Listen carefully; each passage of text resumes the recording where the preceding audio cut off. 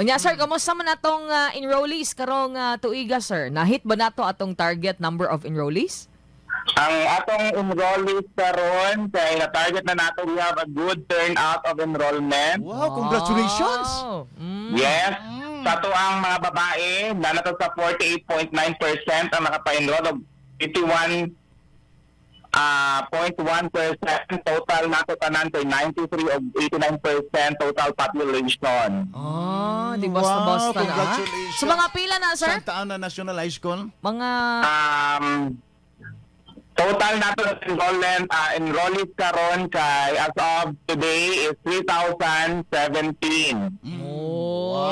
Ang nakapa-enroll na sa atong mga babae kay 93% o nata 89% sa lalaki. So ginaulat pa namo ang uban. Maybe mo transfer ni sila eskwelahan tungod sa atong mga demolition o mga untoward incidents sa atong mga barangay during dapita. Pero hopeful ni nga naadya po yung mga ubay-ubay nga moabutay para magpa-enroll sa amuang tulungaan karong adlaw. Sa laktod sir, magadawat paghihapon tag mga enrollees karon, habol karong adlaw. Yes, definitely. Yes, sir. Taas kayo ato ang panahon para magpa-enroll. So ginawag nato ang mga ginikanan na moadto na diri mobisita sa amuang Candylandia University. So atong concept karon kay Candylandia, madani ang mga kabataan nga moani sa eskwelahan. Naay candy gid sir. Ang Candy ato ba? ang concept karon, wala Candy sa ba? ang theme. Theme lang di ay bug na candy. Yes. Natay mga giant candies sa gawag pero siyempre bawal sa unon kay ato ang sugar. Nga naman po sir, kanang nga klase nga konsepto ang napili ninyo? This is to inspire, Okay. ikutawon ang imahinasyon sa mga bata kung unsa nasusulod sa tulunghaan karong adlaw. Para kuan ba mag-create og Inviting. inviting Yes, ng curiosity. Di ba sa basta Inviting gid? kayo dahil. Oo. Pero sir, kay murag andam na magid kaayo atong mga estudyante dong irin mga ginikanan, no? How about ang atong mga teachers, sir? Diretso na gid klase ron sir, wa nay mga atik-atik nga mga kuan sir. Diretso na magid Ay, nasa orientation karong adlaw.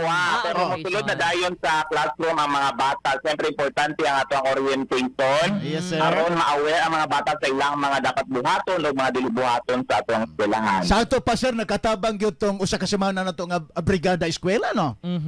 Nakatabang kaayo. Daghang salamat po sa amo ang mga stakeholders. Bayo-bayo po ang mga nang ani og nanabang. Ayan. No? So, murag ready na gid. Katapusan siguro nako ni dong irin. Sige, Gawas Day. ko na pa kay pangutana. Sir, kanang mga manghilak, sir ba? Inig unang adlaw sa klase, sir. Ginaunsa pod na ninyo, sir? Mga teachers. Ato ana sang kuanon jud, maximum tolerance. Maximum Diba, ano gina nato abi-abiyon gid nato mga kabatan pero sa pang context karon I doubt napay mo hilak. Wala yung mahilak ron, sir. Ang mga kabatan unan. Grade 1 na, grade 1. Grade 1. Dali ra na sir, pupualan ng inyong candy diha, ipabit-bit anang bataang buhira. So Giant far karon candies. wala pa inihilak karon. Wala pa yung nahilak karon. Yes. So far karon ha, as of 6:26 wala pa yung nahilak nung ini. Kanang sir, kanabitaw ka na, separation anxiety. Sa punks, yes. Nya, itolerate lang sa... Di na nato unto pa auto gani.